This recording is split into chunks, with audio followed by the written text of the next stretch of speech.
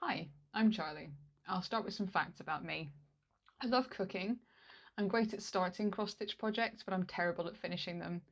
I collect movie memorabilia, especially from old sci-fi B movies. I think I'm about 5'7"-ish. I've got grey blue eyes, I'm neurodiverse, and I have a long-term history of mental ill health. You're allowed to judge me for being a sci-fi nerd, but you can't judge me on anything else. My experiences of mental ill health span from being a child victim of violence, a depressed teenager who expressed themselves through their appearance, a failed student who dropped out of uni, a queer person trying to figure out how they fit into a society that doesn't seem to have space for them, a successful manager in a corporate organisation who couldn't handle the pressure, and a disabled person who became at one point housebound. In every one of these pictures, when I sought help, I was painted as the problem, or the problems were painted as mine to own alone. The outcomes of the lead up to these situations and my resulting feelings and thoughts were inevitable, and who could help with something that was so inevitable? At best, I was hard to help and just written off for being long-term sick.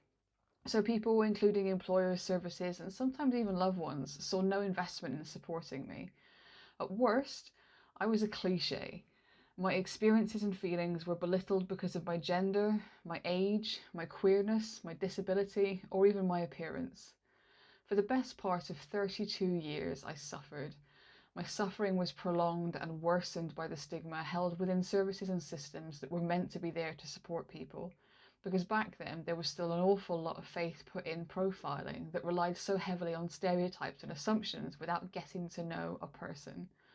My suffering was also prolonged and worsened because without the support systems in place, I moved away from friends and family and retreated.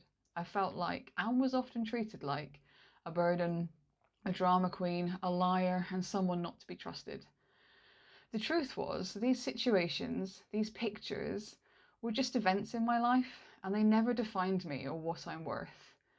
I was fortunate enough after many years to gain access to support services and a support network that embraced me, and in the last few years my understanding of myself, these pictures, and the narratives told about me has grown.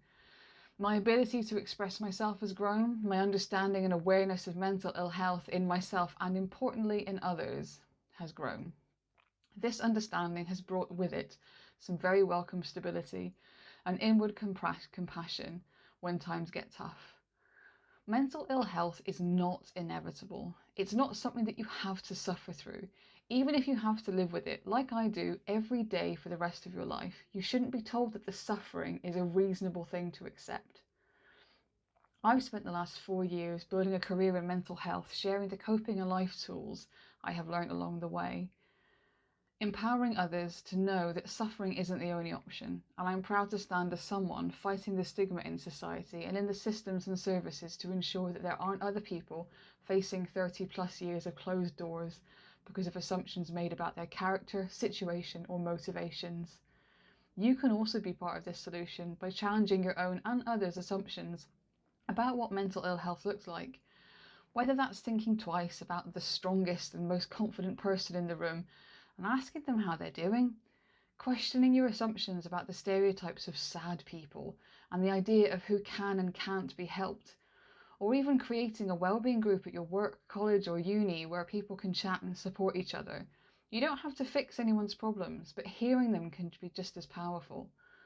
Mental ill health is incredibly common, especially in a post-COVID world. Everyone has bad days. Some of us have lots of them. Ensuring someone has the tools to survive and manage those bad days is far more valuable, practical, and meaningful than waving any judgment over them for why they might be having a bad day. Thank you for listening. I hope if you've had or are having a tough time that you know there are people who will see you and hear you. There are people who feel similarly to you, and there are people who are fighting your corner to break the stigma.